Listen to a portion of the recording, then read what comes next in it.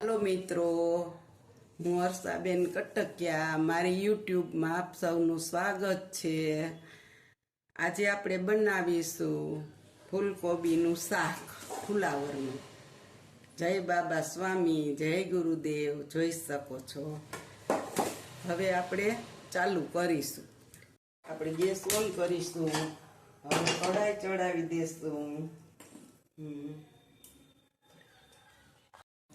Hello मित्रों, હવે આપણી કઢાઈ તપી ગઈ। આપણે તેલ નાખીશું અંદર।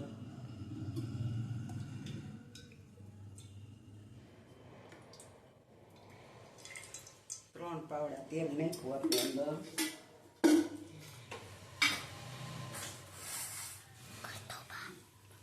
હાલો, હવે આપણે આમાં નાખીશું રાઈ। રાઈ નાખીશું। થોડું જીરું નાખીશું, 1 ચમચી જેટલું।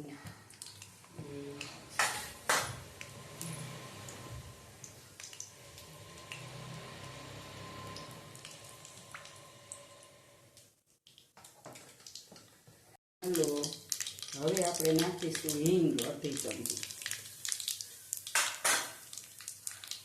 હવે આપણે નાખીશું આદુ મરચાં લસણનું પેસ્ટ।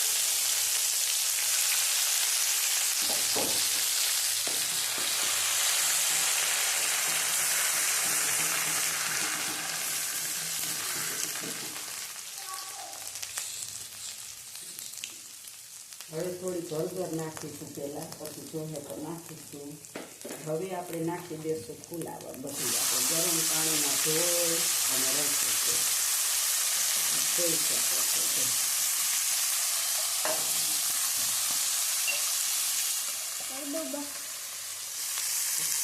આપણે આને થોડું આમ સાતળી લેશું। તેલ આમાં ખૂબ જ સરસ થાય।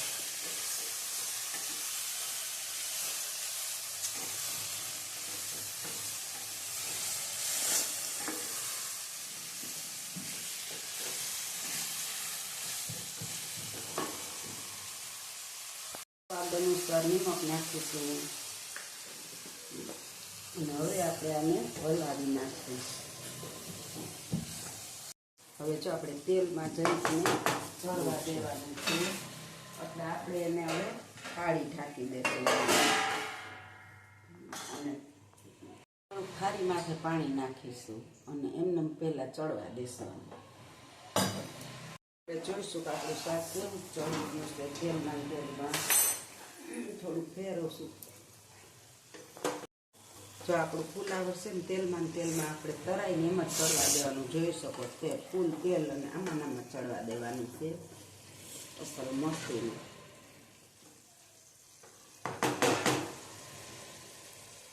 એના માટે આપણે 1 વાટકો અને મીડિયમ સાઈઝના 5 ટમેટા સુધાઈ રાખવાના। જે વાર છે ઘડી ફુલાવર ચડવા દેવું, ત્યાર પછી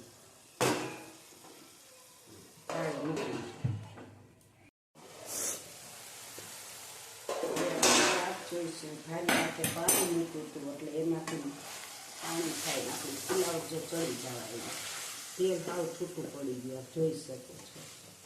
સરસ। હવે આપણે મસાલો કરી અને ટમેટા નાખીશું।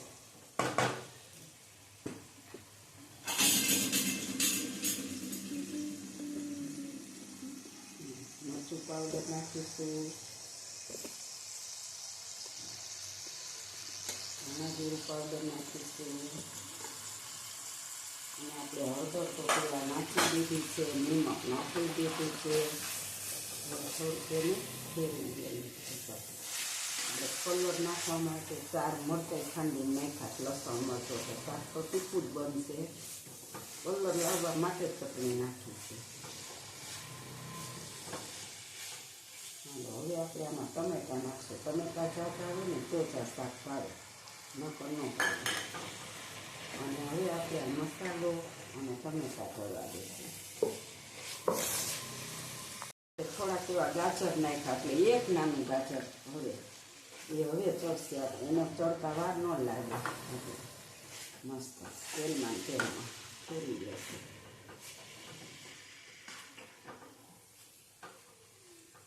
હવે આપણે પાછું આ ટમેટા નાખ્યા છે એટલે પાણી મૂકીને ચડવા દેશું એટલે એમાં ચડી જાય. હાલો આપણું જો ચાક ચડી દેવા આવ્યું છે હવે મસ્તનું. તેલ બધું છૂટું થઈ ગયું છે મસ્ત. અને આપણે ચટણી તો છે ને દેખાવ પૂરતી જ નાખી છે, કારણ કે મરચી ખાંડીને નાખી, લસણ અને શાક આપણું તીખું જ છે. એમ તમે જોઈ શકો છો. આપણે હજી 5 મિનિટ રહેવા દઈશું. લાગે છે 5 મિનિટ રહેવા દઈએ.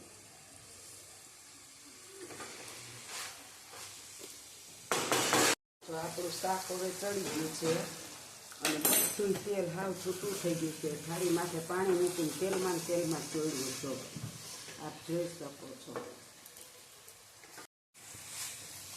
હાલો, જો આપણું શાક ચડી ગયું તેલમાં થાળીમાંથી તો આવી રીતના પાણી મૂકીને ચોળ્યું, થોડું પાણી રહ્યું ને અને મસ્ત ચડી ગયું છે. આપ જોઈ શકો છો. આખું તેલ જ બધું છૂટું થઈ ગયું એકદમ. તીખું મસ્ત થઈ ગયું છે. હવે આપણે ગેસને બંધ કરી દેવું.